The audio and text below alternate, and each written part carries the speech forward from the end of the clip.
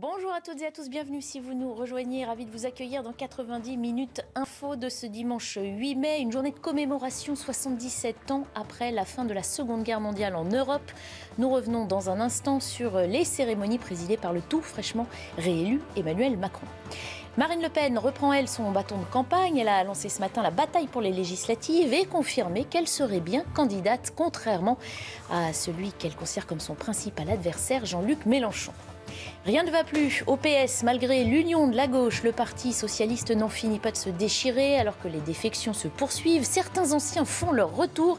Image étonnante ce matin de Lionel Jospin qui s'affiche aux côtés d'une candidate socialiste dissidente. En Ukraine, de nouvelles frappes, dont une sur une école. 60 personnes sont portées disparues. Les derniers combattants retranchés à Mariupol redoutent un assaut final à la veille de ce fameux 9 mai, commémoration de la victoire russe contre l'Allemagne nazie. Et puis, nous nous poserons aussi cette question. 20 ans d'occupation américaine n'auront donc servi à rien. La burqa est de nouveau imposée aux femmes afghanes. Ainsi en ont décidé les talibans qui ont repris le pouvoir après le retrait des Américains. L'Occident condamne un terrible retour en arrière. Nous tenterons de développer l'ensemble de ces thématiques avec nos invités que je vous présente dans un instant. D'abord, le Flash Info de Sandra Tchiombo. Emmanuel Macron commémore la victoire du 8 mai 1945. Le président a déposé une gerbe devant la statue du général de Gaulle en bas des Champs-Élysées. Il a ensuite retrouvé des membres du gouvernement Castex et d'anciens combattants. C'était la première fois depuis 2019 que le public était autorisé pour cette cérémonie, après 2 années de restrictions du Covid-19.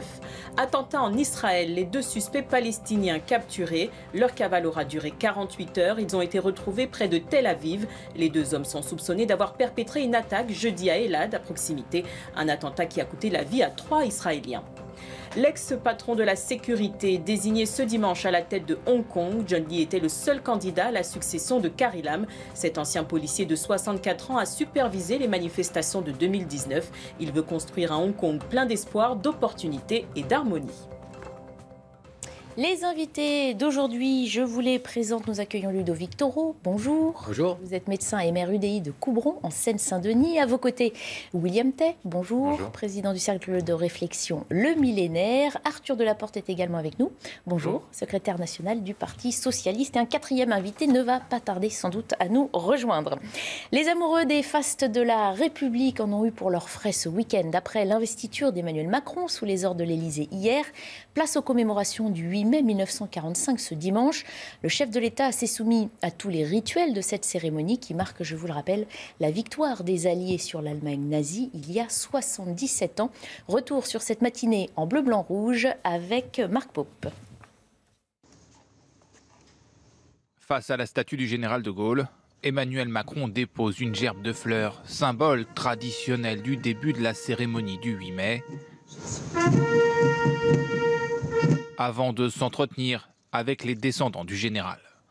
L'année dernière, le défilé, ça avait été incroyable, cet hommage au général. Franchement, on a encore une de cette mémoire que vous entretenez.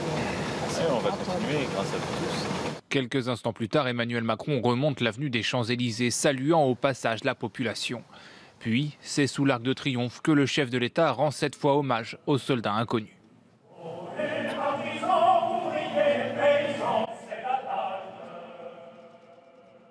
Une 77e cérémonie de la victoire sur l'Allemagne nazie, à laquelle ont assisté de nombreux ministres et qui résonne différemment des autres années.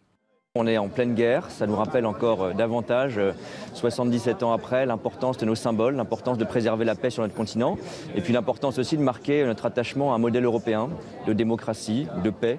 Le chef de l'État a longuement salué les militaires présents, ainsi que le public, parmi lesquels se trouvaient les jeunes du service national universel. Merci d'être engagé dans la sécurité. Très bien, on va accélérer tout ça maintenant là. Merci d'être là.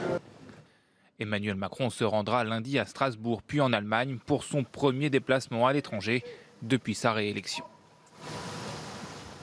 Arthur Delaporte, des commémorations de ce genre au lendemain de l'investiture officielle d'un nouveau président qui était déjà en poste, il n'y a rien de mieux pour asseoir l'autorité justement du chef de l'État? Alors écoutez, moi, les commémorations, ça ne me choque absolument pas. Ça fait partie du cadre républicain.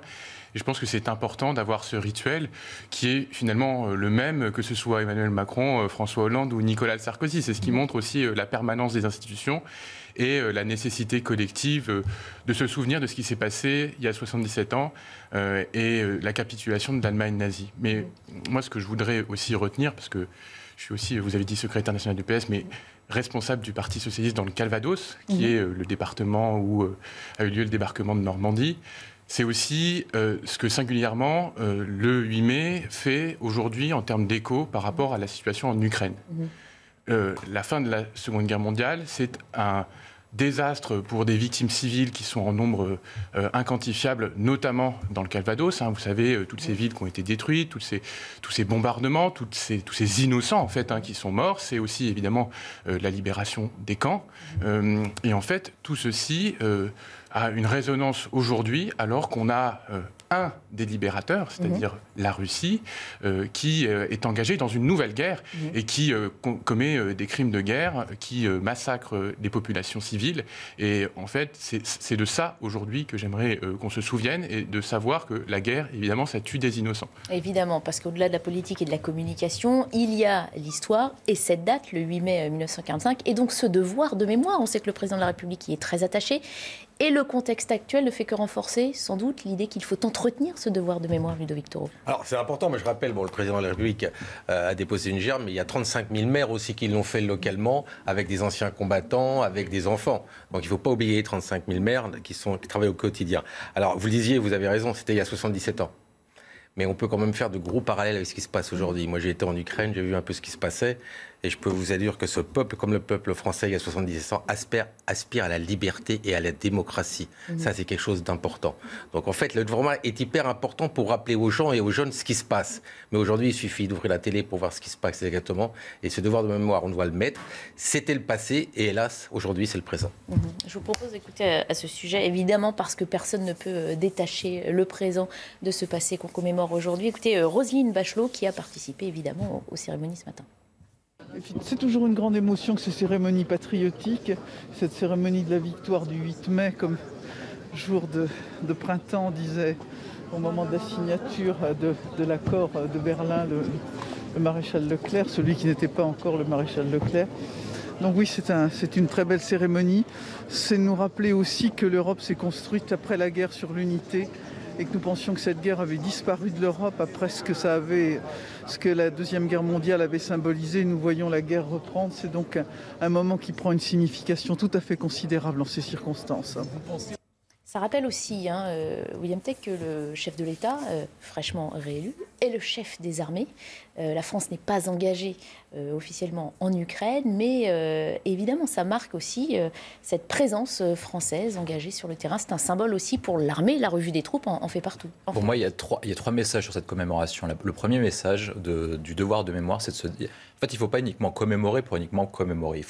Il y a une signification politique derrière chaque commémoration. La commémoration du 8 mai veut dire quand les peuples occidentaux se sont unis pour défendre un idéal, ils ont réussi à abattre un adversaire qu'on pensait imbattable. À l'époque, l'Allemagne nazie, il faut se rappeler que quand Roosevelt rentrait en guerre, Hitler était à l'époque imbattable et dominait toute l'Europe. Donc nous, même si on est face à un adversaire qui semble imbattable à l'heure actuelle, si les peuples occidentaux s'unissent, on est capable de faire entendre notre voix et de défendre notre modèle de vie. C'est le premier élément. Le deuxième élément, ça veut dire que la France, qui a survécu à des guerres, à des occupations, à des défaites, a toujours eu l'occasion de se relever et de figurer parmi les 5 plus grands pays du monde depuis plus de 1000 ans. Et il faut se rappeler ce qu'avait dit le général de Gaulle. À chaque fois, il faut se rappeler qu'il y a toujours une seule France, la vraie France, la France qui se bat, c'est la France éternelle. Et il faut se rappeler de ce que c'était que le général de Gaulle et du message qu'il défendait et de l'idéal qu'il défendait. Il ne faut pas être gaulliste uniquement parce que c'est bien pour gagner des voix ou pour gagner des élections. Il faut se rappeler du message qu'il essaie de transmettre à ses descendants, que nous sommes tous, ses héritiers, parce qu'il défendait cet idéal et cette vision de la France. Et donc, du coup, quel est le message politique de la France au XXIe siècle et comment la France doit faire exister son message et son idéal dans le conflit entre l'Ukraine et la Russie et sa vision européenne. Le troisième point, c'est l'importance du général de Gaulle, à la fois parce que Emmanuel Macron a été investi comme président de la République et lui a été le créateur de la Ve République. Et la question qu'on doit se poser actuellement, c'est comment on fait pour avoir un nouveau général de Gaulle du XXIe siècle. Nous, l'interprétation qu'on avait, parce qu'on a écrit plusieurs choses dessus... Avons-nous besoin d'un nouveau général de Gaulle? Écoutez, je vais défendre cette position. Quand vous regardez l'histoire de France, vous avez toujours des montées et des descentes. Et au moment de chaque descente, vous avez toujours un grand personnage par siècle qui a relevé la France. Vous aviez le cardinal de Richelieu, Louis XIV, Napoléon Bonaparte, le général de Gaulle. On n'est qu'au début du siècle, donc ça pourrait ne pas se produire tout de suite. Et je pense que la France se relèvera lorsque nous aurions un héritier de l'empereur des Français, du général de Gaulle. La vision impérialiste est assez fascinante, mais presque inquiétante quand même. Moi, je crois plus dans le cadre républicain et voilà, dans la solidité des institutions, plus que dans l'homme providentiel. Écoutez, je ne pense pas que ce soit le débat, mais je pense que Napoléon Bonaparte a permis en Europe d'asseoir la démocratie en Europe et de populariser les droits de l'homme. C'est mon avis. C'est votre avis, parce que Napoléon n'était pas lui-même un grand démocrate. Il y a encore une mais je pense que c'est pas le sujet. Non, mais voilà. Enfin, vous savez que la guerre s'est pas arrêtée au 8 mai, puisqu'elle s'est arrêtée plus tard au Japon. Bien sûr. Mais comment elle s'est arrêtée, cette guerre au Japon? Vous vous rappelez? Avec la bombe nucléaire. Exactement. Hiroshima, Nagasaki. On est dans la même chose. C'est-à-dire, ah si, on n'est pas encore là et on espère non, mais ne pas y on a arriver. cette ombre qui survole avec la Russie qui nous le dit. Mais sachez quand même que cette guerre mondiale s'est stoppée parce qu'on a mis 2 bombes Nagasaki, Hiroshima, et ça a tout arrêté. Et c'est ce que fait en fait Vladimir Poutine. Il vous explique très clairement, si vous voulez qu'on arrive là, on va y arriver. Bon, je ne le souhaite pas du tout, mais sachez que c'est quand même la menace qui nous empêche d'intervenir plus que ça aujourd'hui. Mais est-ce qu'on va vivre toute notre vie, tout ce monde, sous une menace d'un Russe? C'est la question à se poser. Parce qu'ils ont l'arme nucléaire, on l'a, l'Angleterre l'a, néanmoins, c'est eux qui nous menacent. Alors avant qu'on évoque ce point, parce que le président ukrainien justement a fait lui aussi référence au 8 mai, avant qu'on parle du 9 mai, qui est une date évidemment importante aussi dans ce conflit, je voulais revenir sur cet hommage au général de Gaulle, puisque les descendants du général étaient invités aux commémorations. On a vu Emmanuel Macron s'adresser à eux, rendre hommage au général de Gaulle. Évidemment, dans ces commémorations, c'est tout naturel, mais on a vu notamment dans la campagne présidentielle qu'aujourd'hui l'ensemble des responsables politiques se réclamaient de son héritage, ce qui a pu être plus ou moins critiqué aussi. Que reste-t-il du général de Gaulle? Ça rejoint un peu la question qu'on se posait tout à l'heure. Est-ce qu'on a besoin d'un nouveau? Pour moi, ils ont tous trahi l'idéal gaulliste. Qu'est-ce que c'est que l'idéal gaulliste? Le général de Gaulle, en fait, quand vous parlez du gaullisme, il n'y a pas de philosophie établie du général de Gaulle. Le général de Gaulle disait « j'ai une certaine idée de la France et la France ne peut être la France sans la grandeur ». Donc ensuite, après, tout le reste de vos politiques publiques doivent aller dans le sens du rayonnement et de la grandeur française. Donc il faut à la fois que la France soit unie, parce que le général de Gaulle s'était attaché à ce que le peuple soit uni, et de toute façon... Les différents dirigeants que je vous ai cités ont toujours fait en sorte que le peuple soit uni. Actuellement, le peuple est fracturé. La France a toujours une vocation à être indépendante et à marquer sa singularité à la fois culturelle, politique et en termes de géopolitique internationale. Et c'était ce qu'était le général de Gaulle. Le général de Gaulle, parfois, il était allié avec les Américains, mais il savait faire entendre une voix différente des Américains quand les intérêts européens et français étaient en jeu. Et ensuite, le général de Gaulle, ce qu'il faisait, c'est qu'il était visionnaire et il préparait l'avenir. Actuellement, on survit sur la question de la crise énergétique grâce au nucléaire. C'est le général de Gaulle qui nous a légué. Le général de Gaulle avait préparé avec des grands projets pour préparer non pas la France d'aujourd'hui, pas pour répondre uniquement aux préoccupations du quotidien, qui sont certes très importantes, mais pour préparer la France de ses enfants, de ses petits-enfants et de ses arrière-petits-enfants. C'est pour ça que nous avons besoin de quelqu'un comme ça, et je pense que tous les autres qui résonnent qui répondent au sentiment d'immédiateté, à la politique de l'émotion, trahissent l'idéal gaulliste. Alors, vos propos, il faut réagir. Non, je souris plutôt quand j'entends cette quasi-fascination pour le général de Gaulle. Moi, je reconnais la valeur de l'homme de guerre, de celui qui est responsable et qui, par son courage, en fait, engage la résistance et place la France du bon côté, c'est-à-dire du côté des Alliés, mais je n'irai pas jusqu'à cette fascination ultime. On n'est pas là pour ça, et je pense que le 8 mai, puisque c'est le 8 mai dont on parle aujourd'hui, ce n'est pas que le général de Gaulle, c'est aussi cette alliance à l'échelle mondiale des puissances contre le fascisme, contre la barbarie, et finalement pour la liberté, et ce sacrifice de millions d'hommes dans le monde entier pour servir les libertés. Et donc moi, je pense qu'au-delà de la question du général de Gaulle et de savoir si c'est le 8 mai, le jour du général de Gaulle, la France était du mauvais côté. Oui, mais c'est ce que je viens de dire. Mais en revanche, je pense qu'on ne peut pas résumer le 8 mai, comme vous le faites depuis tout à l'heure, à la question du général de Gaulle, que ça va bien au-delà de ça. Je ne sais pas si vous vous rappelez, mais dans ma première intervention, j'ai dit que la première chose qu'on doit retenir du 8 mai, c'était que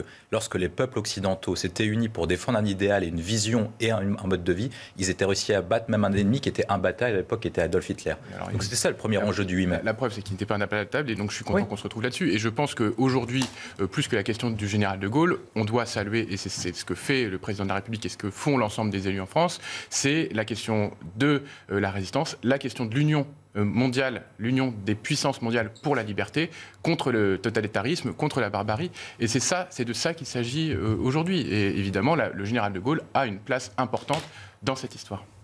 Oui, enfin, ils sont tous héritiers du général de Gaulle. Ça, c'est quelque chose de fou. Le général de Gaulle n'est pas là pour dire qui est mon héritier. C'est-à-dire, ils sont tous héritiers. Moi, je trouve qu'en effet, c'est quand on va chercher très loin dans l'histoire une image, c'est qu'en soi-même, on n'est pas une histoire et une image.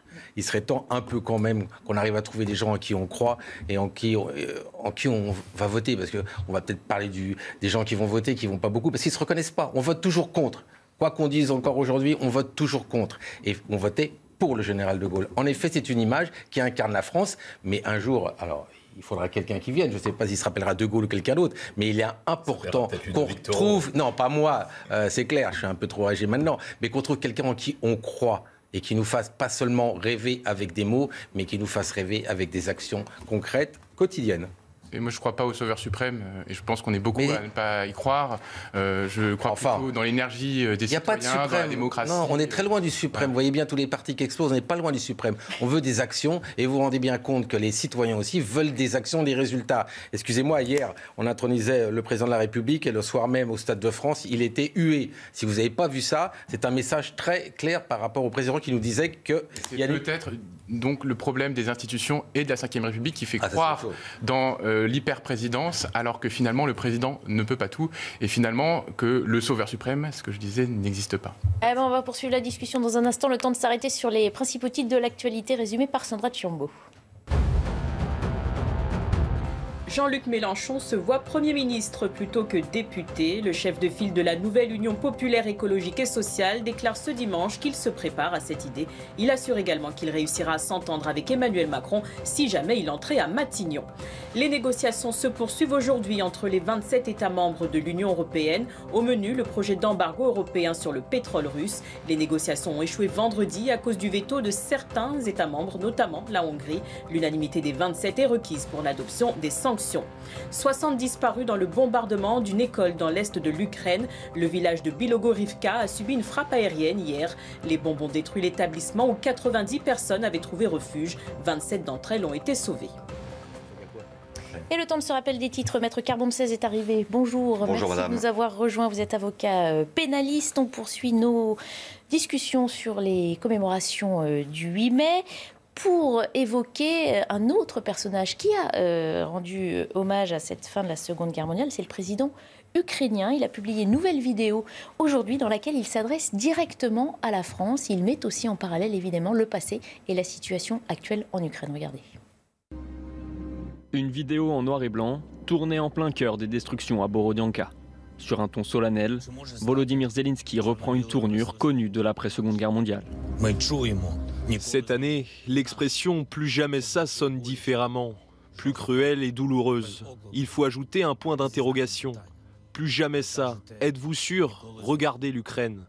Le 24 février, cette expression a perdu son sens. 15 minutes de prise de parole, dans laquelle le président ukrainien compare notamment les Russes aux nazis, sur fond d'images d'archives. Le diable est de retour, une nouvelle fois. Avec des uniformes et des slogans différents, mais avec le même objectif. Une reconstruction sanglante du nazisme est organisée en Ukraine. Avant de s'adresser directement aux Français. Souvenez-vous d'Oradour-sur-Glane, quand les SS ont brûlé plus de 500 femmes et enfants. Souvenez-vous des pendus de Tulle, du massacre d'Ask. Maintenant, vous voyez ce qu'il se passe à Boutcha, Irpin ou Borodianka. Une vidéo publiée alors que Vladimir Poutine prononcera ce lundi un discours très attendu pour le traditionnel défilé militaire du 9 mai. On reviendra tout à l'heure sur ce qui se passe sur le terrain en Ukraine. C'est vrai que la 8 mai, 9 mai, ces deux dates caracolent un petit peu entre les commémorations du jour. Comment vous prenez cette vidéo, maître? On est habitué à des vidéos du président ukrainien. Celle-ci revêt un caractère assez particulier. Oui, mais toujours avec ce talent de communication, c'est-à-dire cette position très esthétisante dans l'image, et puis un discours qui se veut à la limite de la contrainte, c'est-à-dire que si vous ne vous activez pas plus en faveur de l'Ukraine, eh bien au fond vous vous assimilez aux complices par abstention qui ont permis les massacres d'Oradour-sur-Glane, et donc vous êtes à la limite de la collaboration avec la Russie. Alors évidemment, ça nous perturbe parce que nous sommes loin de ces caricatures, mais voilà un homme qui fait ce qu'il peut pour sauver son pays. Il est parvenu à galvaniser son peuple. Il essaye de contraindre l'opinion internationale à ne pas baisser la garde et même à augmenter les aides déjà considérables qui sont octroyées, parce qu'il sait très bien que l'Ukraine, sans l'aide internationale, est écrasée demain par la Russie. En l'entendre prononcer ces mots de notre histoire française, Oradour-sur-Glane, c'est presque choquant. C'est pas choquant, c'est la réalité de terrain. Vous verrez qu'on aura tous les experts qui seront passés et toutes les images qu'on ne peut pas voir. J'ai été en Ukraine, j'ai vu des images qu'on ne peut pas montrer. C'est ce qui est passé. Alors, c'est vrai que c'était il y a 77 ans, mais c'est très proche, une guerre. Les Américains qui viennent maintenant, alors qu'ils étaient venus aussi il y a 77 ans, il y a des vrais massacres. Là-bas, il y a des vrais massacres. Vous les avez vus, on en a vu certains. Donc je m'excuse, moi, le parallélisme avec ce qui s'est passé chez nous il y a 77 ans n'est pas très loin, je le dis très clairement, et je pense que c'est son rôle de président de l'Ukraine de nous alerter, et toujours, parce que sinon, s'il ne nous avait pas alerté régulièrement, s'il n'avait pas été écouté, je ne sais pas si on aurait réagi aussi rapidement. Oui, le rôle de la communication politique et de la parole du président ukrainien, c'est aussi de faire passer un message. Et là, il le fait avec une efficacité certaine, avec un parallèle. On sait très bien, quand on fait un parallèle historique, c'est jamais exactement la même chose. Mais ce qui est sûr, c'est qu'en Ukraine, il y a des choses abominables. Il y a des crimes de guerre. Il y a des gens qui sont torturés, qui sont violés, qui sont tués sans raison. Et c'est ça qui se passe aujourd'hui. C'est ça la réalité. Donc, évidemment, on ne peut pas fermer les yeux. Et donc, il choisit un moment historique de commémoration pour attirer l'attention sur ce qui se passe dans son pays et ce qui est d'une gravité sans nom. On continue d'aborder les actualités politiques de ce week-end. Un petit peu après tout le monde, Marine Le Pen a lancé sa campagne pour les législatives ce matin. Elle s'est rendue à Hénin-Beaumont dans le Pas-de-Calais, où elle est d'ailleurs candidate à sa réélection. Gauthier Lebret et Sacha Robin ont suivi ce déplacement derrière une Marine Le Pen qui repart donc en campagne avec une cible de choix, Jean-Luc Mélenchon. Oui, retour sur le terrain pour Marine Le Pen après 2 semaines de repos après sa campagne présidentielle harassante. Marine Le Pen qui est donc en terrain conquis ici à Hénin-Beaumont. Elle a enchaîné les selfies sur le marché aux puces de la ville du Rassemblement national ce matin. Et puis elle a fait son 8 mai à elle. Elle a déposé des gerbes de fleurs à la fois devant le monument aux morts d'Hénin-Beaumont et au cimetière. Le but de ce déplacement pour Marine Le Pen, lancer sa propre campagne aux législatives. Vous le savez, elle est candidate pour un second mandat dans sa circonscription du Pas-de-Calais. Et avec son retrait médiatique long de 15 jours, eh bien certains ont dit qu'elle avait laissé la place de premier opposant à Emmanuel Macron, à Jean-Luc Mélenchon. Et justement, elle a ciblé les deux hommes, Emmanuel Macron en raison de sa politique de casse sociale selon elle, et Jean-Luc Mélenchon qui a fait gagner Emmanuel Macron. C'est ce qu'a dit Marine Le Pen ce matin. Je vous propose de l'écouter. La fable de Jean-Luc Mélenchon opposant Emmanuel Macron a peut-être arrêté maintenant. Ça a duré 15 jours, ça a fait rire tout le monde. La réalité, c'est que Jean-Luc Mélenchon a fait élire Emmanuel Macron. Voilà. Donc ça le discrédite absolument pour pouvoir se mettre dans la posture de l'opposant à Emmanuel Macron. Donc il joue les fous du roi. Ils surjouent l'insolence à l'égard du président, mais manifestement ils ont des rapports beaucoup plus proches et beaucoup plus réguliers que ce qu'ils veulent bien montrer. Voilà Marine Le Pen qui va entamer une rentrée médiatique la semaine prochaine avec plusieurs interviews dans différents médias. Et puis elle a terminé sa journée ici à Hénin-Beaumont en compagnie de sapeurs-pompiers. Voilà, on l'a compris. Marine Le Pen qui ajuste un petit peu son fusil sur son épaule en le désignant plus Jean-Luc Mélenchon qu'Emmanuel Macron comme lors de la campagne présidentielle. Elle le discrédite d'autant plus, selon elle, qu'il se présente comme le leader de la gauche alors que lui-même ne se présente pas à la députation. Comment vous prenez cet argument, Arthur Delaporte ? Vous savez, moi, hier, j'étais à la convention de la nouvelle Union populaire écologiste et sociale. Et j'ai vu Jean-Luc Mélenchon, en effet, dire qu'il ne serait pas forcément candidat aux législatives, parce qu'après tout, il avait déjà une légitimité, c'était celle que lui conféraient les urnes lors de l'élection présidentielle. Il disait, perdu, hein, je ne sais pas si vous vous rappelez. Pour être Premier ministre, non, mais il a eu 7 millions de voix. Et sur la circonscription sur laquelle il est élu député, il a fait la majorité absolue dès le premier tour. Ce qui est bien donc, avec la gauche non républicaine, c'est qu'on est laissez-moi juste finir, mais ce qu'il disait hier, c'était qu'il pourrait prétendre à être Premier ministre parce qu'on n'avait pas besoin d'être député pour être Premier ministre, qu'il y en avait déjà eu d'autres. Par exemple, Jean Castex lui-même n'est pas député. Marine Le Pen fait le choix d'aller au combat sur une circonscription où elle n'a pas mis les pieds depuis à peu près 3 ou 4 ans, à part par des petites vignettes de temps en temps. Mais où elle est déjà élue. Avec un maire, où elle est déjà élue, mais avec un maire qui, par ailleurs, a une pratique locale de la démocratie qui est très contestable. Donc moi, je constate aussi ce que c'est que le Front National, enfin le Rassemblement National, pardon, sur le terrain, et là où Marine Le Pen a choisi de se représenter, c'est-à-dire avec des gens qui ne sont pas des démocrates. Alors certes, elle fait le choix de partir au combat, mais Jean-Luc Mélenchon, lui, il fait le choix aussi d'être à la tête d'un combat, mais un combat plus noble, à mon sens, celui du Rassemblement de la gauche, pour défendre ce que veulent les gens. C'est-à-dire une alternative crédible à Emmanuel Macron. Quand on veut mener un combat et donc devenir Premier ministre de cohabitation, il y a des parallèles. Jospin a été Premier ministre de cohabitation, Édouard Balladur a été Premier ministre de cohabitation entre 93 et 95, et Jacques Chirac a été Premier ministre de cohabitation entre 86 et 88. Quel est le point commun de ces 3 personnes? C'est qu'ils se sont tous présentés aux élections législatives pour renforcer leur légitimité. Et Jean-Luc Mélenchon serait donc du coup le seul à ne pas respecter cette tradition. Quand vous voulez mener un combat, notamment être Premier ministre de cohabitation, ces 3 personnes-là ont été députés. Et pourquoi est-ce que Jean-Luc Mélenchon ne veut pas mener le combat? Parce que certainement il a peur de perdre, tout simplement. C'est pas vrai. Je viens de vous dire qu'il avait fait plus de 50% dans la circonscription où il était élu. Oui, parce que s'il était sûr d'être élu, il devrait y aller. Ensuite, après, moi, ce que je dénonce Pourquoi aussi... il n'y va pas, selon vous? Moi, je pense que... Au-delà de son souhait d'occuper le poste de Premier ministre. Peut-être parce qu'il y a un dernier point commun entre les 3 séquences qui viennent d'être décrites par notre ami, c'est que ces 3 premiers ministres ont tous perdu au présidentiel auquel ils se sont présentés après. Alors ça veut dire qu'il voit encore plus loin que ce qu'on imagine. Et moi je pense qu'il y a un problème avec Jean-Luc Mélenchon, c'est qu'à chaque fois il se dit, moi ma légitimité repose sur le fait que j'ai fait 7 millions de voix. Mais il faut rappeler que Jean-Luc Mélenchon n'est même pas arrivé au second tour de l'élection présidentielle. Il n'a même pas terminé deuxième, il n'a même pas terminé au second tour. Donc du coup sa légitimité représenterait 22%. Et il pense que les 22% lui permettraient de gouverner la France. C'est une nouvelle conception de la démocratie. Et puis Jean-Luc Mélenchon dit que si par cas les 2 premiers tours de la présidentielle ne suffisent pas, il faudra un 3e tour. Et si le 3e tour ne suffit pas, il prévoit déjà que le 4e tour se jouerait dans la rue. C'est une belle conception de la démocratie. Alors que précédemment vous dites que Vladimir Poutine est un danger pour la démocratie, et visiblement vous avez à peu près les mêmes méthodes de gouvernance. Donc se pose la question de Jean-Luc Mélenchon. Ensuite, après, il y a un deuxième point qui est intéressant. Vous êtes membre du Parti socialiste, donc du coup vous avez trahi vos idéaux pour sauver des petits postes électoraux. Alors on va reparler du sens de la démocratie, du sens des idéaux et des programmes, mais après la pub, messieurs, gardez vos arguments, on revient dans quelques instants. Ça part bien. Bientôt 16h, bienvenue si vous nous rejoignez. On va poursuivre nos discussions, nos commentaires sur cette campagne pour les législatives qui s'engage de tous les côtés. On fait d'abord un point sur les principaux titres de l'actualité avec Sandra Tchiombo. Une femme de 26 ans retrouvée morte à Lyon, son ex-compagnon en garde à vue. L'homme de 32 ans s'est rendu à la police ce matin. La femme a été retrouvée aux environs de minuit dans un véhicule stationné près d'un hôpital. Elle avait déjà été victime de violences conjugales par le même homme. L'enfant du couple âgé de 3 ans a été retrouvé seul dans une voiture à une trentaine de kilomètres. Des traces de sang ont été découvertes à l'intérieur.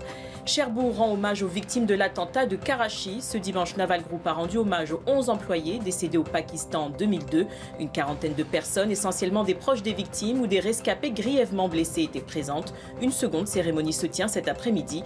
L'ex-député maire PS de Cherbourg, Bernard Cazeneuve, est annoncé. L'Ukraine au menu d'un G7 avec Volodymyr Zelensky. Le président ukrainien participe ce dimanche à une réunion par visioconférence. Au même moment, Kiev redoute un assaut final russe contre les derniers combattants assiégés à Mariupol. Quelle stratégie donc pour les différents partis dans ces législatives? Quelle stratégie pour Marine Le Pen qui veut occuper l'espace dédié à l'opposition? Je vous propose, avant de tenter de répondre à ces questions, d'écouter ce qu'elle a dit ce matin lors de son déplacement à Hénin-Beaumont. Elle a précisé que le parti avait croulé sous les candidatures pour la députation. Il y a déjà un certain nombre de départements qui ont exprimé auprès de la presse ceux qui qui seraient candidats. Il y aura évidemment des candidats Rassemblement national absolument partout et il n'y a aucune autre difficulté que celle de choisir entre plusieurs candidatures. Mais cet obstacle qui est celui des grands partis est aujourd'hui derrière nous, puisque l'intégralité des candidats sont investis au moment où je vous parle.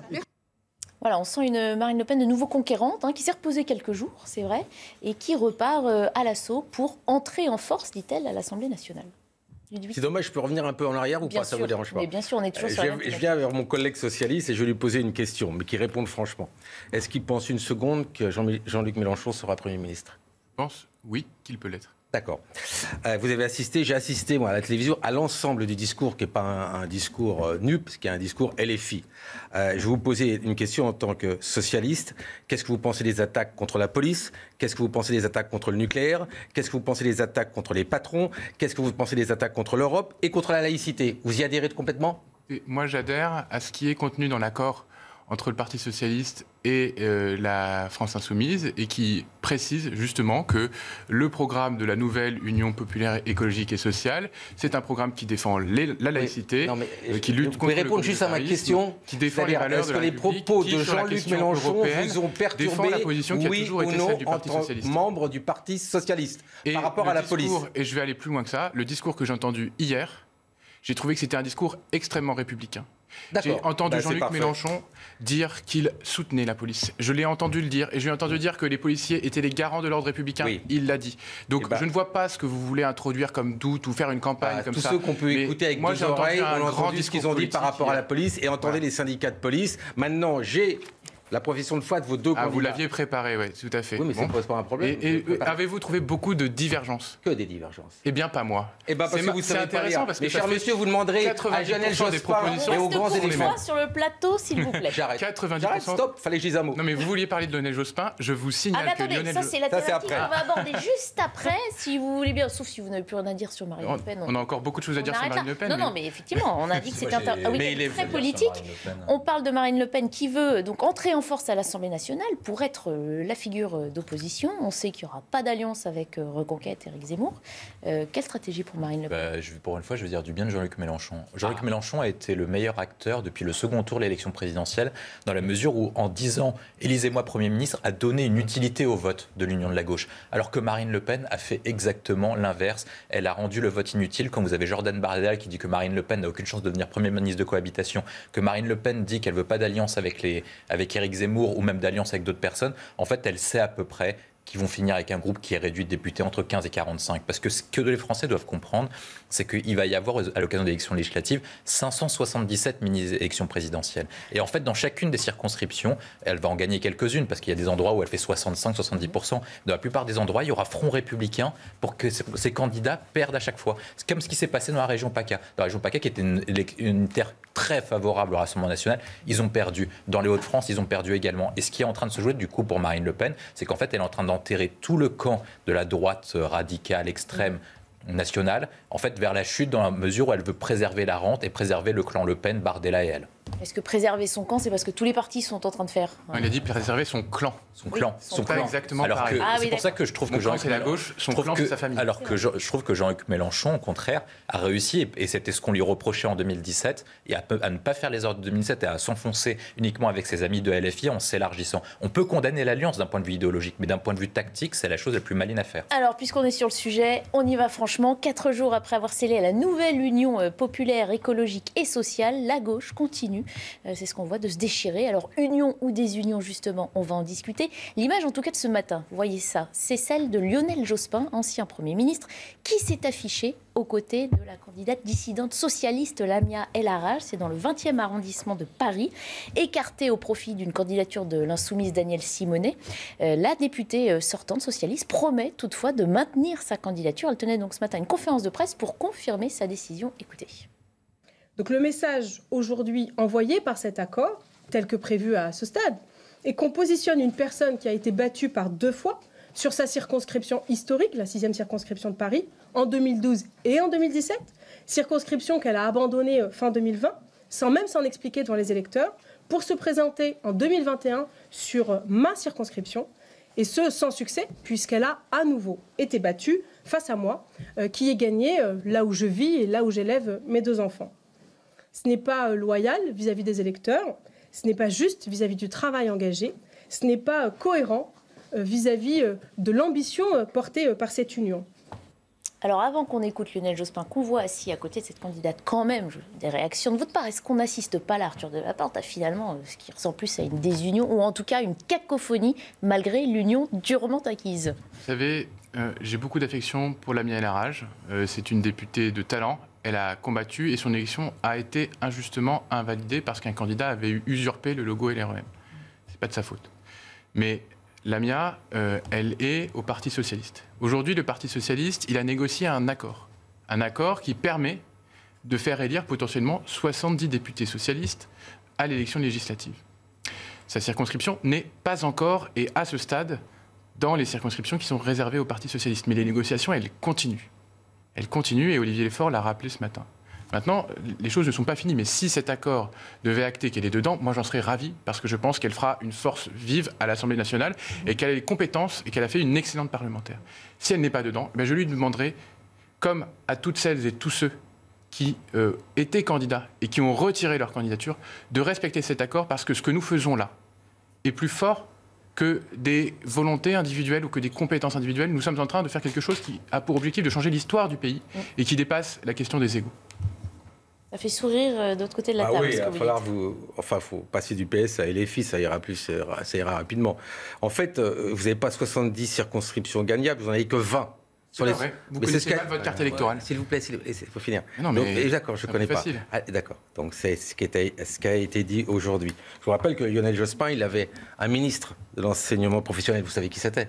Oui. Jean-Luc Mélenchon. Oui. D'accord. Donc c'est pas hasard aujourd'hui si celui qui était le supérieur de Mélenchon vient soutenir des candidats PS parce qu'il se retrouve tout simplement pas dans cette alliance. Il a le droit de pas se retrouver dans cette alliance. Alors justement, on va l'écouter Lionel Jospin parce qu'il a expliqué, il a justifié sa présence, mais contrairement à ce que dit Ludovic Toro, il est pour cette union. Écoutez. Eh bien sûr. Je n'ai pas participé à toutes ces discussions, mais je me distingue des socialistes qui ont exprimé leur opposition. Je suis favorable à l'accord. Je vois aussi qu'il éveille un certain espoir chez les électeurs de gauche. Alors pourquoi suis-je ici aux côtés de Lamia El Harraj avec la ferme intention de la soutenir? Parce que l'absence de son nom dans l'accord signe une injustice, un déni de droit et le non-respect du vote des citoyens. Quelle hypocrisie! Ah bah alors. Ah non mais je vais vous le dire. Attendez. Vous êtes trompé. Non, je peux finir. C'est-à-dire que vous avez choisi des électeurs, vous socialistes avec LFI, il va présenter quelqu'un. Lionel Jospin arrive, il dit votre accord, je veux pas. Ce que vous avez choisi, non, il dit qu'il le veut cet accord. Il dit juste. Attends, je parle du candidat. Excusez-moi. Je parle du candidat. Il vient vous dire qu'il n'accepte pas le choix que vous avez fait en termes de circonscription. C'est pas nous qui faisons le choix. C'est une discussion. C'est pas un accord entre vous. Arrêtez de me dire que c'est pas vous. Vous étiez pas dans la discussion. S'il vous plaît. Non, arrêtez. Je vais être très clair. Je vais être très clair en deux mots. Oui, on y gagnerait un peu. Oui. Voilà, on y gagnerait. C'est clair. Vous êtes réunis, vous avez choisi. Vous avez choisi des gens, et c'est normal comme font tous les partis, sauf que celui que vous avez choisi ne plaît pas à Lionel Jospin, et il vient vous dire je veux ce candidat. C'est pas vrai. Un accord, c'est une discussion sur Qu'est-ce que vous entendez par la position de Lionel Jospin qui dit je soutiens l'union, mais je me distingue aussi, il s'en dépasse un petit peu. C'est-à-dire que quand il y a une négociation, nous on demandait des choses, on demandait un certain nombre de circonscriptions. Oui, vous êtes fait jeter dehors. Il y a un moment où cette circonscription a été un gros enjeu. Nos négociateurs se sont battus et se battent encore pour qu'elle rentre dans l'accord. Mais il y a un moment où... Donc c'est la désunion plutôt que l'union, en fait. Ce qui nous rassemble, ce qui doit nous rassembler. Notre objectif aujourd'hui, c'est pas de savoir si Lamia El Harraj doit être députée, c'est de savoir si on peut avoir un accord d'union de toute la gauche partout en France. Moi, je soutiens la candidature de Lamia El Harraj. Un candidat ou plusieurs candidats de gauche? Sa candidature, je pense qu'elle ferait une excellente députée. Mais si elle n'est pas aujourd'hui dans l'accord, je le regrette, mais c'est pas pour autant que je dénonce l'ensemble de l'accord. Parce que sinon, chacun des candidats déçus dira « je ne suis pas d'accord avec l'accord ». Eh bien, ce n'est pas ça le sujet. Le sujet, ce n'est pas de dire « je suis d'accord si Lamia est dedans, je ne suis pas d'accord si Lamia est pas dedans ». C'est ce que dit Lionel Jospin. Il dit « moi, je suis pour l'accord sur le principe ». Je regrette ce petit détail que nous essayons de corriger. Mais vous n'allez pas me dire que sur la base d'une individualité, vous pensez qu'il n'y aura qu'une dissidence, les socialistes? Je ne dis pas qu'il n'y aura qu'une dissidence. On va rigoler dans les mois qui vont. Je ne sais pas combien il y en aura. J'espère qu'il y en aura tout simplement le moins possible. Parce que nous avons été clairs. La direction du Parti socialiste, elle est claire. Nous sommes dans l'accord. Ceux qui se présenteront en dehors de cet accord se présenteront en dehors des couleurs du Parti socialiste. Ils en prendront les responsabilités. Et s'ils empêchent la qualification de la gauche, ce sera leur. Alors, faut dire la vérité. Vous savez pourquoi est-ce qu'Olivier Faure lâche quasiment tous ses députés socialistes? Parce que Jean-Luc Mélenchon. Parce que Jean-Luc Mélenchon. Pourquoi est-ce qu'il lâche la députée sortante? Parce que Jean-Luc Mélenchon a menacé de mettre des candidats LFI dans sa propre circonscription. Donc ça veut dire qu'en fait vous avez un parti socialiste. Vous avez un parti socialiste. Vous racontez n'importe quoi. Vous savez pas ce que vous avez le parti socialiste en fait qui brade à la fois ses convictions et ses postes. En fait, c'est quand vous faites un accord et vous connaissez comment fonctionne un accord, c'est que normalement les accords menés par Mitterrand et Georges Marchais à l'époque, ou les accords menés par Jospin et ce qu'on appelait la gauche plurielle, c'est qu'à chaque fois vous avez des concessions avec les autres partis. C'est-à-dire que les autres partis disent voilà ma ligne rouge et voilà ma ligne rouge. Sauf que là, le Parti socialiste n'a pas mis de ligne rouge sur la question européenne, n'a pas mis de rouge sur la question de la laïcité, n'a pas mis de ligne rouge, n'a pas mis de rouge sur le wokisme, n'a pas mis de rouge sur l'indigénisme, et en plus a abandonné tous ses députés sortants uniquement pour sauver uniquement le sien. Voilà. Oui, je vous propose d'entendre Jean-Christophe Campandélis qui s'est exprimé sur le sujet. Évidemment, vu sa position, il fait partie de ces anciens, on imagine, mais il va nous la confirmer. Exactement, mais je ne l'ai pas dit. Non, mais ce que je veux dire, c'est qu'on voit bien aussi dans le mouvement qui est plutôt pour, qui est contre l'accord. Ce qui est intéressant, c'est que ça pose une vraie question programmatique derrière aussi cette union. On écoute Jean-Christophe Campandélis et on en discute. Je suis hostile depuis le premier jour à cet accord pour un certain nombre de raisons. D'abord pour des raisons programmatiques, parce que le programme de Jean-Luc Mélenchon, c'est 3 sorties, la sortie de l'Europe, la sortie de l'OTAN et la sortie de l'OMC. On ne donne pas une bonne image de la politique, parce que on est prêt à brader nos convictions pour quelques circonscriptions. Et donc cela renforce l'idée qu'au fond, les hommes et les femmes politiques n'ont pas de conviction. Ce qui les intéresse, c'est leur poste. Et c'est le grand reproche que nous fait le peuple de gauche, ou le peuple en général, c'est que nous sommes des élites qui ne pensons qu'à notre beefsteak. Arthur Delaporte, c'est ça aussi la question au fond, et on sait que cette union était voulue par une partie de l'électorat, sauf qu'elle divise parce que, niveau question fondamentale sur les questions soulevées là, les gens ne sont pas forcément d'accord à suivre les insoumis quand on appartient au Parti socialiste. Je vais reprendre ce que vous disiez à l'instant. Un accord, c'est une négociation.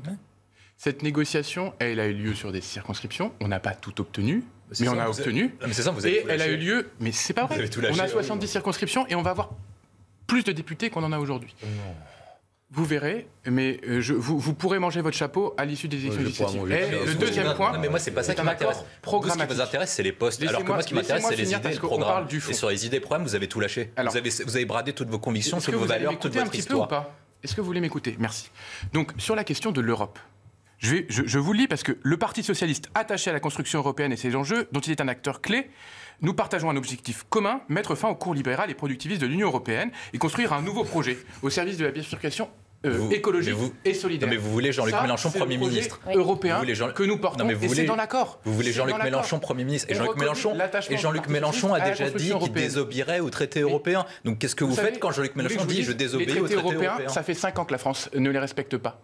Nous avons mis dans l'accord, non pas la désobéissance, mais la suspension temporaire du respect de certaines règles. Par exemple, la question du cadre budgétaire qui n'est plus respecté, notamment à cause de la crise du Covid. Et personne n'a critiqué ce non-respect. Donc voilà, ça, c'est des choses qu'on a réussi à mettre sur le papier dans le cadre d'un accord.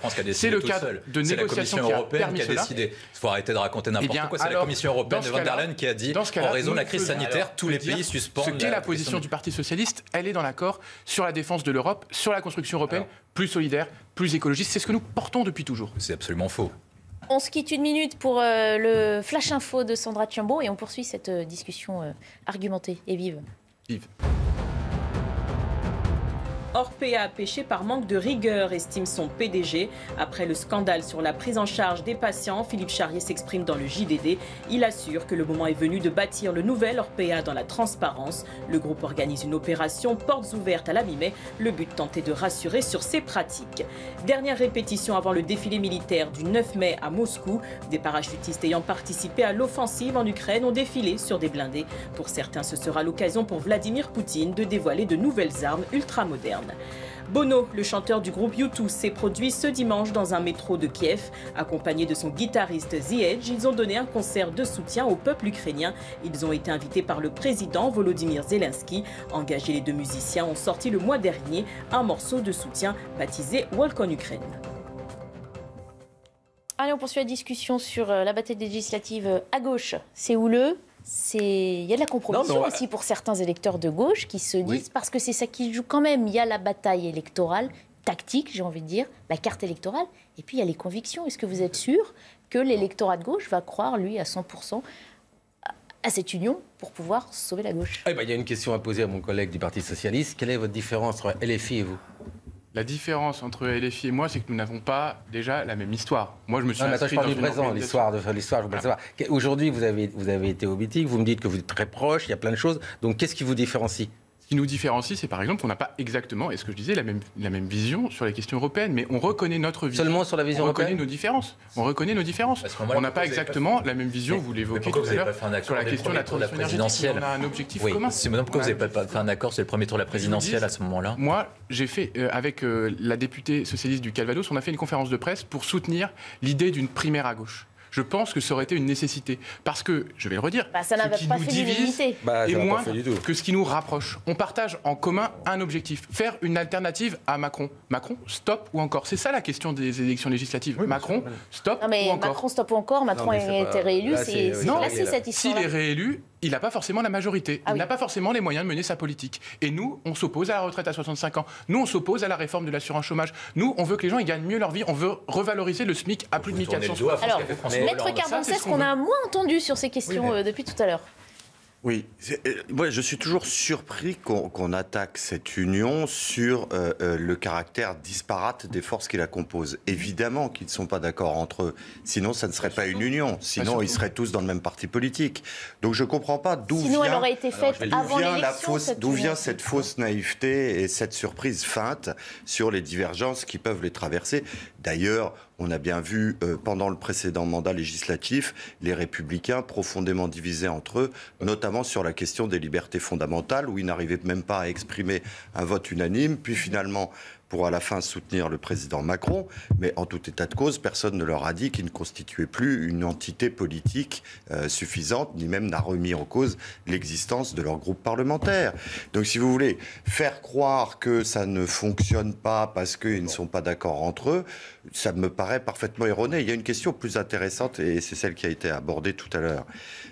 Et c'est pour ça que Marine Le Pen ne s'illusionne pas sur le fait de savoir si elle risque de devenir Premier ministre. C'est que nous sommes sous le régime d'un scrutin majoritaire et que par conséquent, on sait tous très bien que c'est la République En Marche et ses alliés qui vont être majoritaires.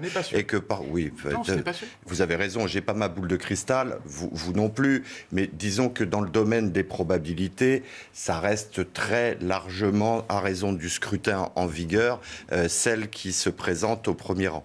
Et donc, toutes ces discussions sont un peu surprenantes sur, en réalité, quelle est la confusion ou l'unité idéologique des uns et des autres. En réalité, ça n'a rigoureusement aucune importance. Puisque pour l'électeur de gauche, ça n'a aucune importance. Moi, imaginons un électeur de gauche, il sait très bien, puisqu'ils l'ont dit eux-mêmes, qu'ils auront chacun leur groupe parlementaire.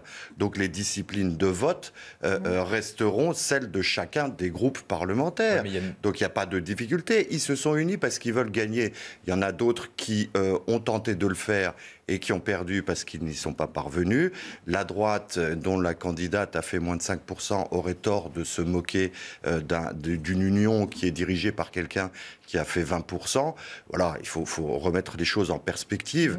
La vraie question actuellement dans le débat, c'est pas celle de savoir si on respecte ou pas les traités européens, puisque les traités européens n'ont pas été respectés dans le cadre d'un accord européen.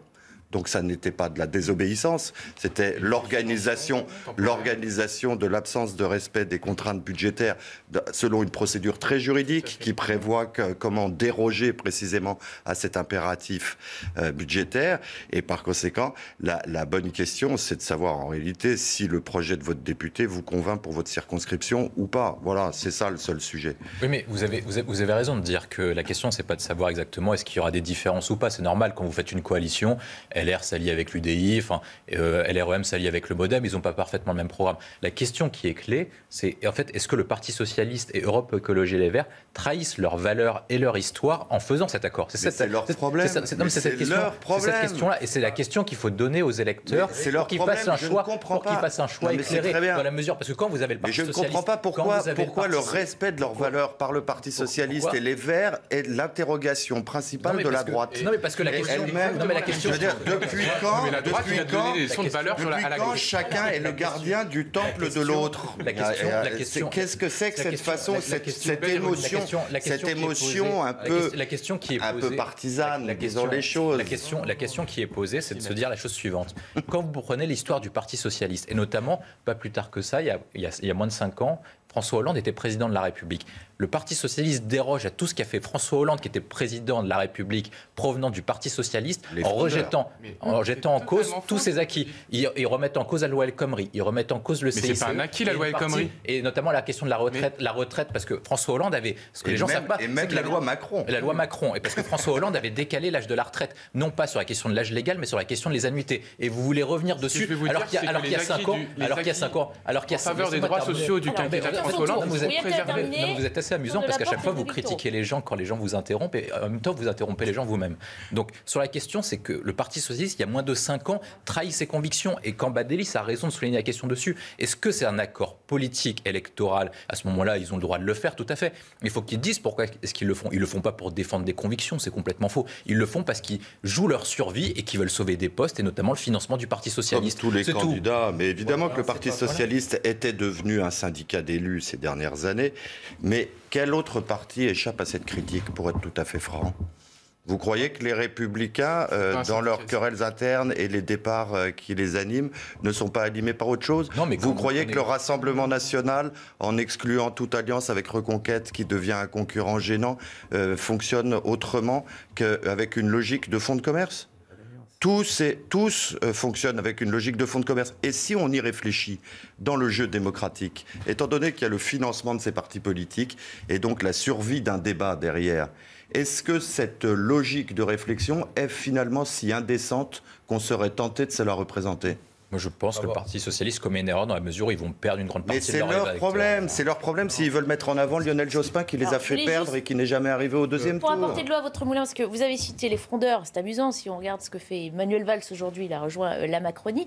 Un petit peu ce qu'a dit aussi Jean-Luc Mélenchon hier, justement, en parlant des candidats dissidents socialistes. Écoutez. Ah oui, mais là, je vais quand même mettre les points sur les i. Toutes les familles sont dans l'Union populaire. Ceux qui présentent des candidats contre les candidats de l'Union populaire sont des candidats macronistes parce qu'ils ne servent que Macron.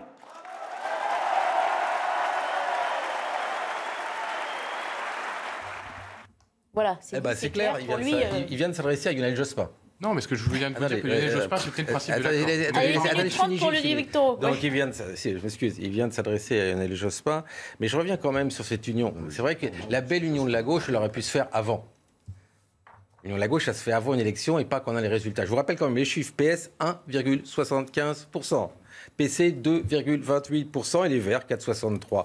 Et Pécresse? Mais je ne vous parle pas de Pécresse, je vous explique l'union de la gauche. Je crois qu'il n'y a pas d'union avec le RN et Pécresse, je crois, ou je ne l'ai pas vu encore, ni avec Zemmour, d'accord? Donc les partis restent comme ils le sont. Vous vous intéressez aux scores, il faut tous les donner. Non, mais je vous explique, au niveau de l'union, la problématique des scores n'est pas là, c'est pourquoi on fait une union. Donc vous allez vous dire que ça ne marche pas? Je ne dis pas que ça ne marche pas. Je dis que quand on fait union sur des valeurs, on les fait dès le début et pas à la fin.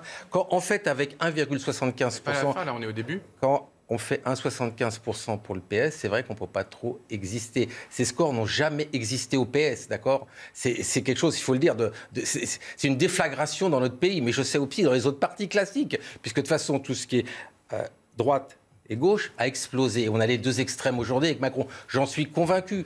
Mais je vous rappelle que la droite n'a pas fait union avec l'extrême droite, tandis que la gauche s'est alliée avec l'extrême gauche.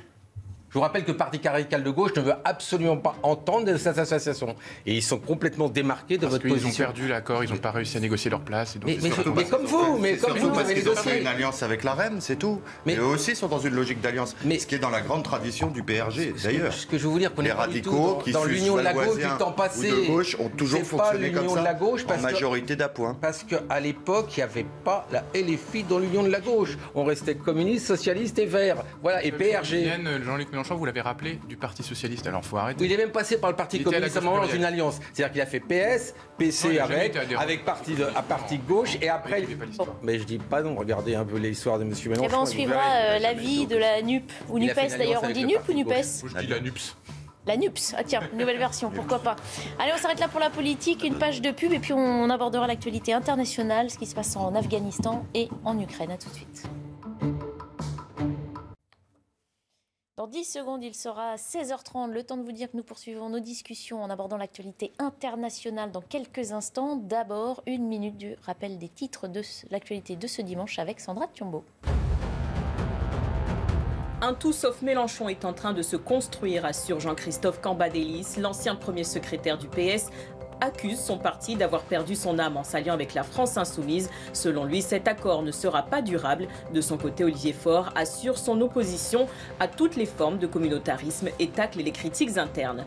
Plus de 12,3 millions d'enfants syriens ont besoin d'aide selon l'ONU, un record depuis le début du conflit en 2011. L'UNICEF déplore une baisse des financements internationaux. L'organisation affirme avoir un besoin urgent de près de 19 millions d'euros. Elle assure également avoir reçu moins de la moitié des fonds nécessaires cette année.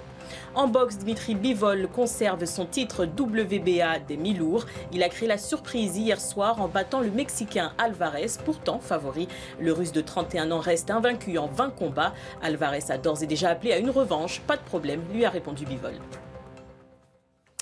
Il s'était engagé devant la communauté internationale à être plus souple, plus progressiste. Mais depuis hier, les talibans à la tête de l'Afghanistan ont réinstauré l'obligation du port en public de la burqa pour les femmes. Le vêtement avait déjà été rendu obligatoire entre 1996 et 2001 lors de leur première accession au pouvoir. Précision d'Adrien Spiteri. La burqa est de retour en Afghanistan. Au pouvoir depuis le mois d'août, les talibans réinstaurent l'obligation du port du voile intégral dans l'espace public. Une décision qui restreint encore un peu plus le droit des femmes dans le pays. Dieu a dit que les mains et le visage des femmes sont considérés comme privés et que si c'était visible, ce serait tout à fait normal. Pourquoi devons-nous couvrir notre visage et nos mains? Où est-il écrit que les mains et le visage des femmes doivent être couverts? Les femmes ne sont pas les mêmes qu'il y a 20 ans. Elles supportaient chaque difficulté et chaque parole par la force. Leurs pas ont été fermes et inébranlables, et comme toujours, elles se lèvent et défendent leurs droits. Jusqu'ici, les talibans exigeaient que les femmes portent au minimum un hijab, foulard couvrant la tête mais laissant apparaître le visage. En cas de non-respect des règles, les femmes et leurs maris s'exposent à des sanctions. Les femmes qui ne portent pas le hijab seront identifiées et punies, et leurs tuteurs, père ou mari, devront s'expliquer. Ils pourraient même être emprisonnés pendant 3 jours. Après la fermeture aux filles des lycées et des collèges, puis la séparation des femmes et des hommes dans les parcs publics de Kaboul, les talibans durcissent encore leur politique. Les Nations Unies condamnent cette décision. Voilà, le chef suprême des talibans a estimé que le voile intégral bleu grillagé au niveau des yeux était la meilleure option pour couvrir entièrement le corps des femmes. C'est un terrible retour en arrière auquel on assiste ici. Qui veut parler en premier? Oui, ça serre le cœur, parce que c'est... Bon, personne ne s'attendait à autre chose après la prise du pouvoir par les talibans en août dernier. On savait très bien que la condition féminine allait en souffrir au premier chef. Et au-delà de cette contrainte vestimentaire déjà symboliquement désastreuse, il y a aussi l'exclusion des jeunes femmes et des jeunes filles des lycées et des universités. Et des emplois publics, interdiction de voyager aussi librement sans être accompagné. Voilà, sans être accompagné par un mâle, c'est-à-dire interdiction de prendre l'avion. Les moyens de transport leur sont interdits en commun si la tenue est jugée indécente.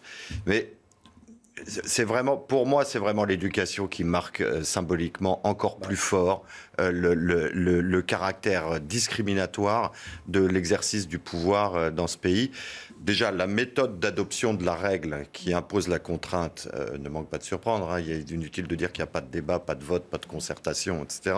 C'est pour ça que là aussi, si vous voulez, dans la façon dont on se moque les uns des autres dans les débats politiques, on peut aussi se rappeler la chance qu'on a de vivre dans un pays libre. Et la deuxième chose, c'est qu'est-ce que ça veut dire pour l'Afghanistan de demain ?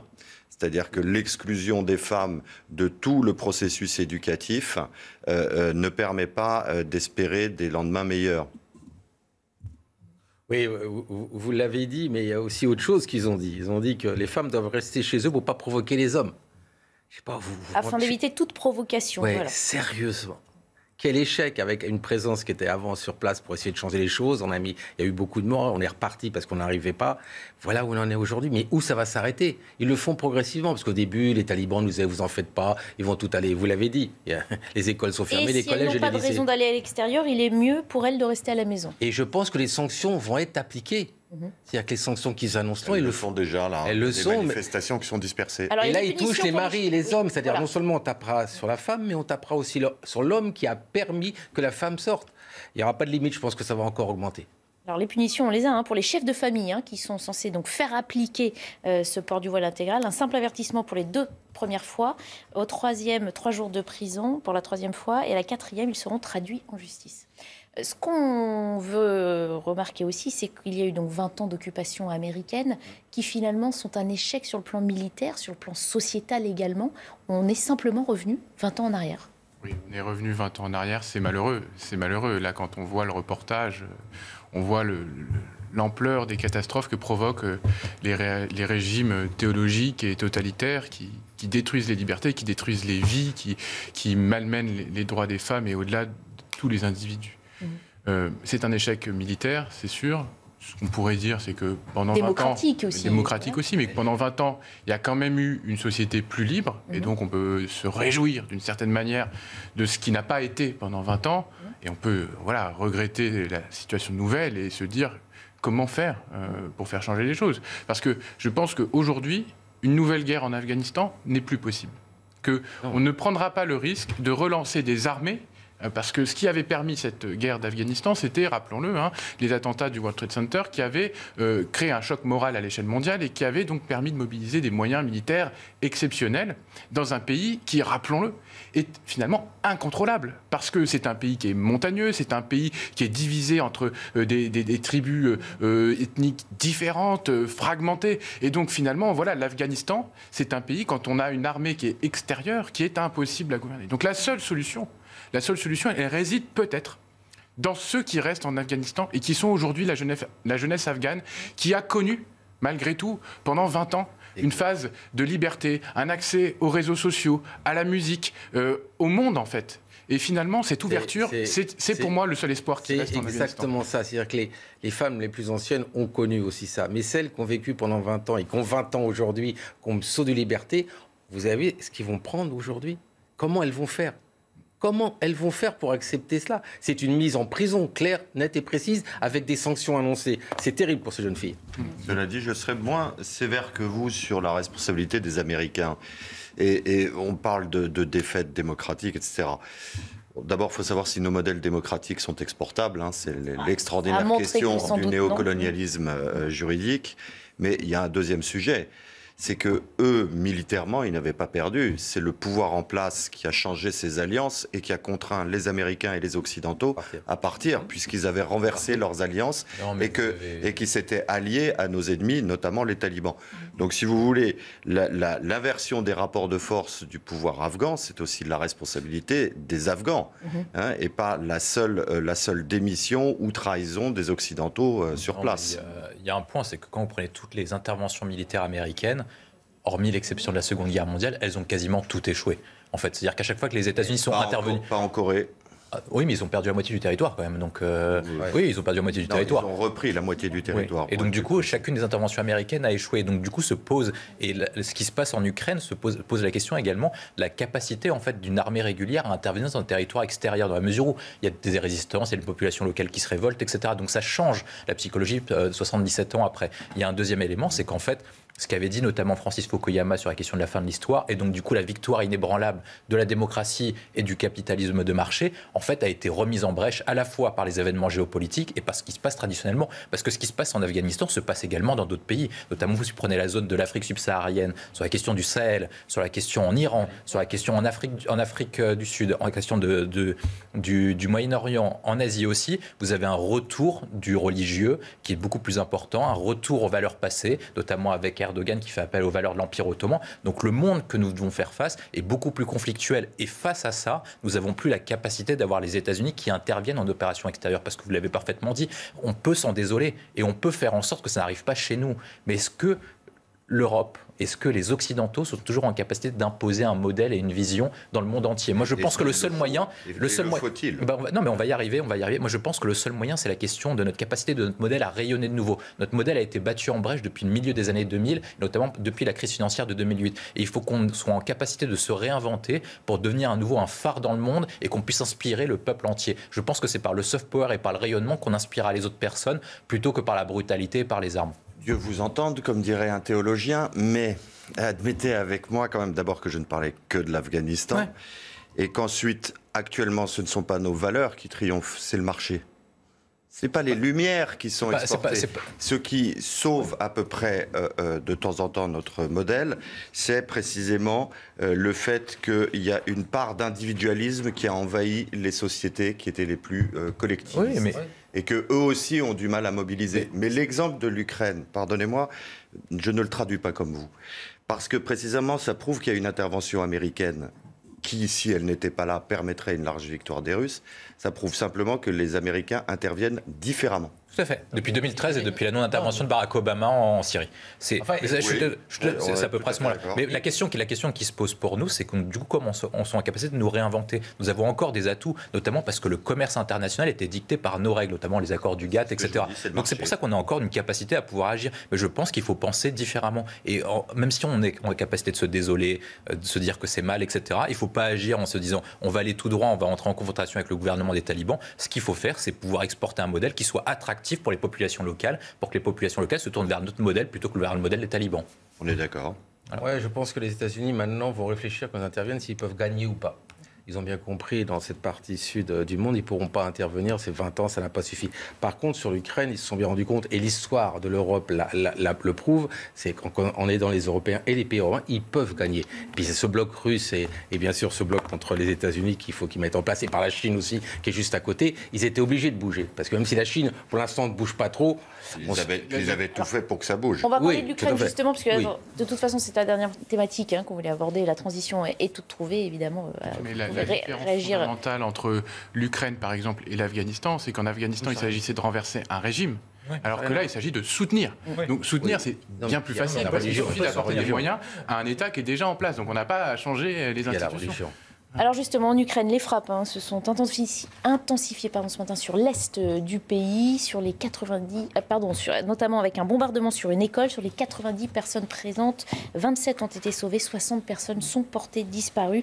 Et les derniers combattants retranchés à Mariupol, redouteux, un assaut final à la veille de cette fameuse date dont on a beaucoup parlé, le 9 mai, c'est donc demain, qui sera la date de la commémoration à Moscou de la victoire russe contre l'Allemagne nazie. Et précision sur l'intensification de ce matin de Quentin Gribel.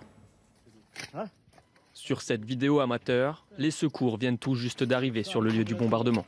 L'homme qui filme découvre en direct l'ampleur des dégâts. Le cratère est tellement profond, il va jusqu'au sous-sol du bâtiment. C'est horrible.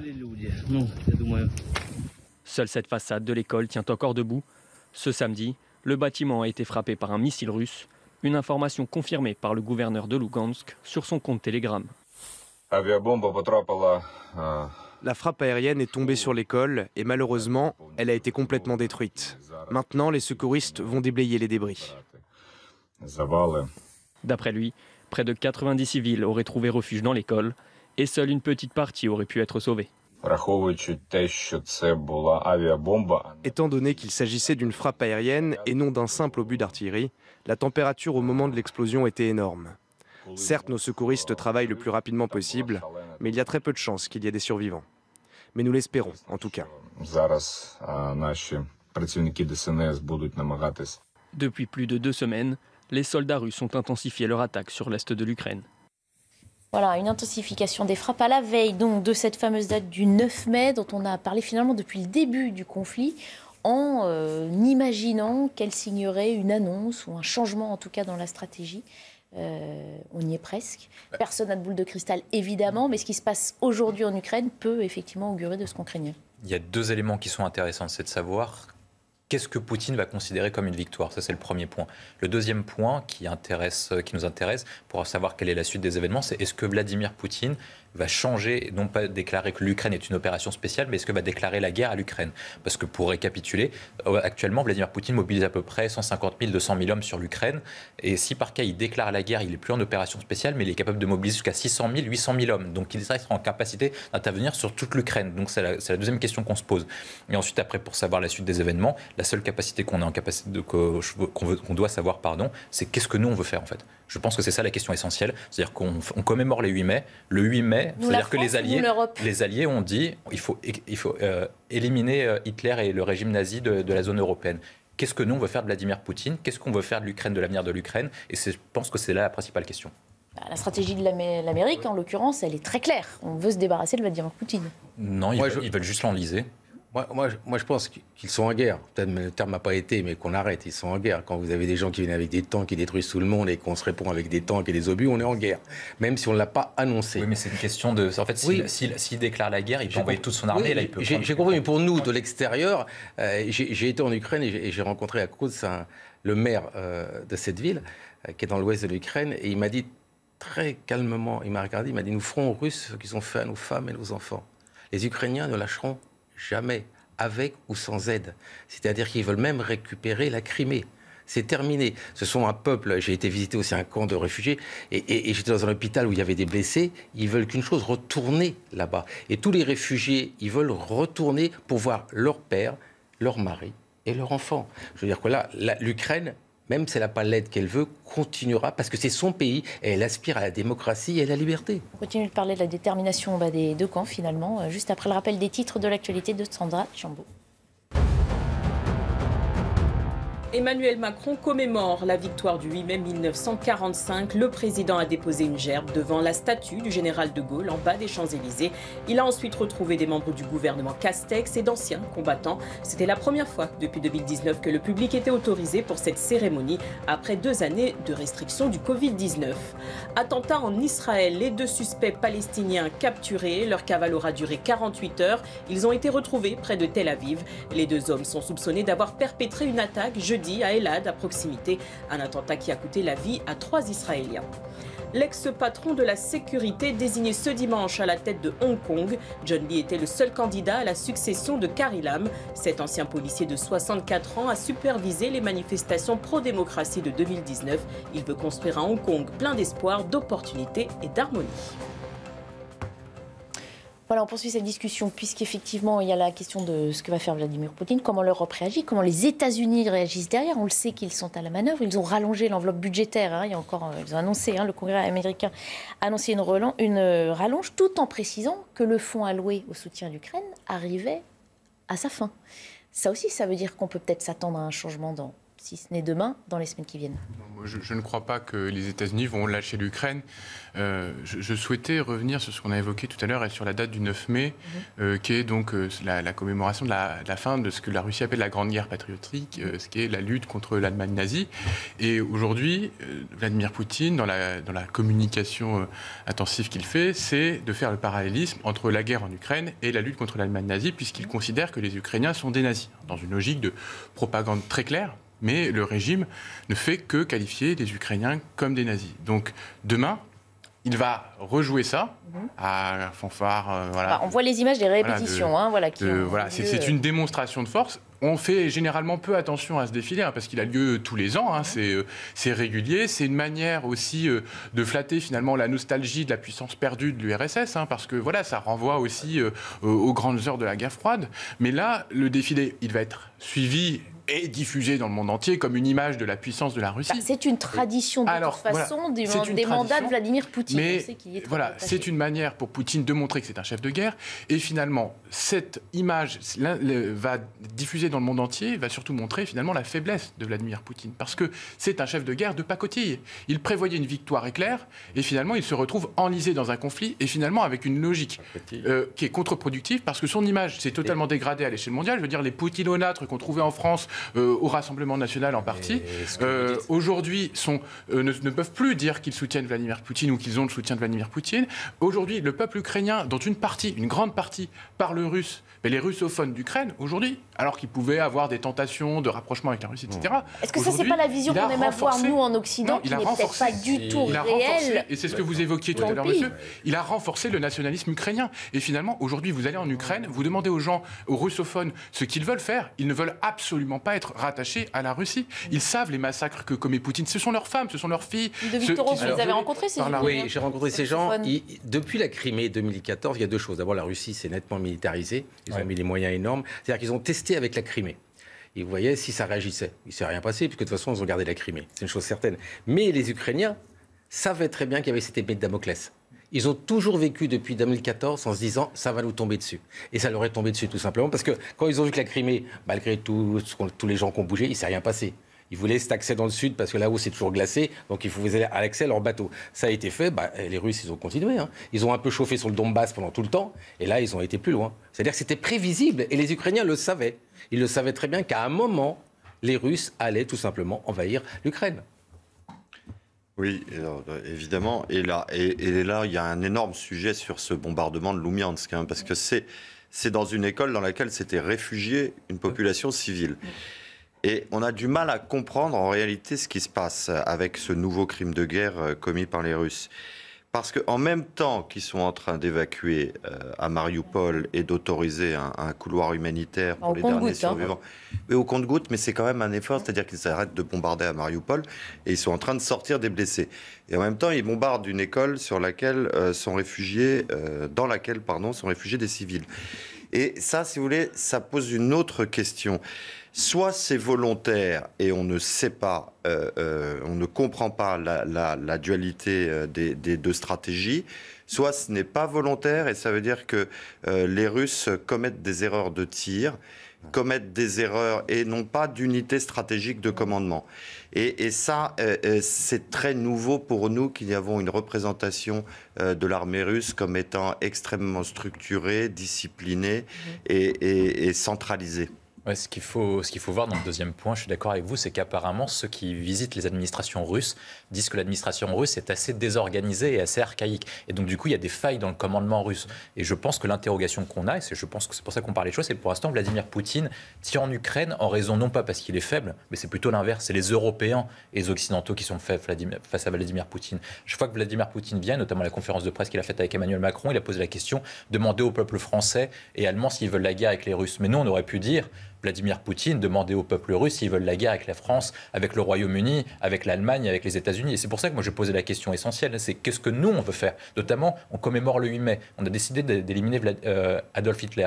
Est-ce qu'on doit dire l'Ukraine, on préserve l'intégralité de l'Ukraine territoriale et on fait en sorte que l'Ukraine rentre dans le camp occidental? Et dans ce cas-là, il faut bouter Vladimir Poutine en dehors de l'Ukraine. Si par cas on décide de laisser l'Ukraine toute seule, notamment sans aide, c'est-à-dire qu'on abandonne implicitement l'Ukraine. Et dans ce cas-là, il faut choisir, mais il faut faire un choix rapidement.